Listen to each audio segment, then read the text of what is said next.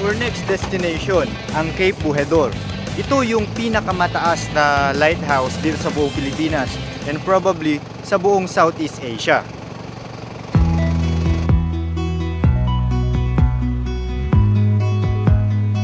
Kilala ang bayan ng Burgos dahil sa gusaling ito na naipatayo noong 1890.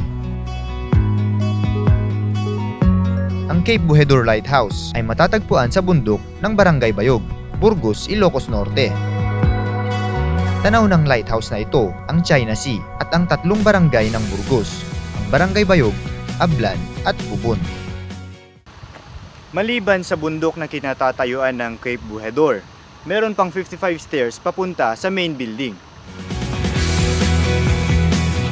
Noong maipatayo ito ng mga Kastila, ito ay nagsilbing mata ng karagatan para sa mga mangingisda, mga bumabiyahe gamit ang barko o eroplano at mga nagtatangkang lumusob sa lugar.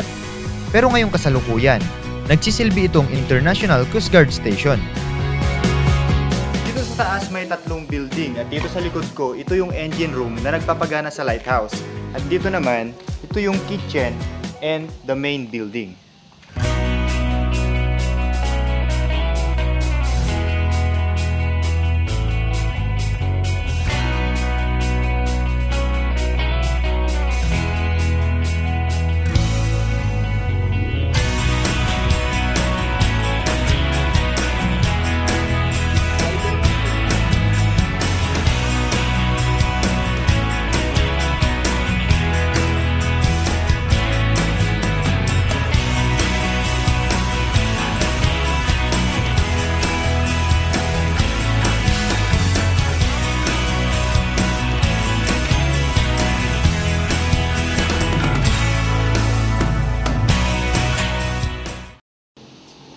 Ang gusaling ito ay pinatayo noong 1887 at natapos noong 1890.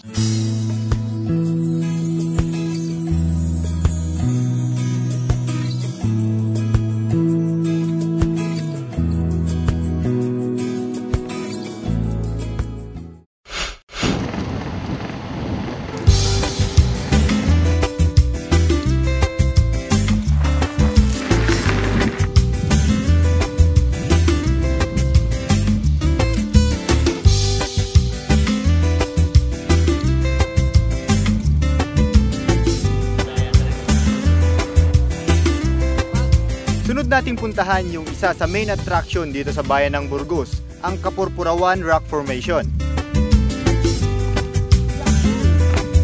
Mula sa parking area, mayroon pang 500 meters na lakaran sa mabatong tabing dagat ng Burgos. Ang Kapurpurawan ay nagmula sa salitang Iloco na puraw, na ang ibig sabihin ay puti o white sa Ingles. Dito sa katabing bundok ng Kapurpurawan, meron tatlong kulay ng mga bato. Dito sa likod ko, yan yung itim. At dito naman,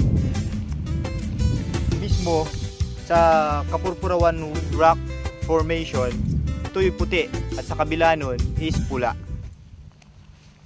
Tinawag na Kapurpurawan White Rock Formation dahil sa mga kakaiba nitong hugis at nakakasilaw na kaputian ng bato. Ito ay matatagpuan sa northwest part ng bayan ng Burgos.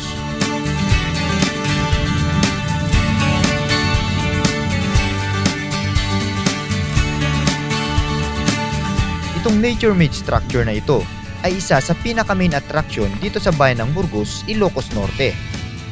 Tanghaling tapat yung pinakamagandang oras na pagpunta dito kasi kitang-kita yung kaputian ng bato. Nagre-reflect yung ilaw ng araw sa mga bato.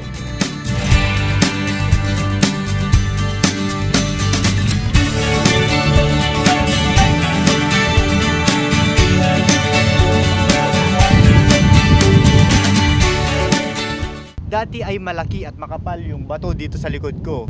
Pero sa daming taon nang lumipas ay unti-unti na itong numinipis.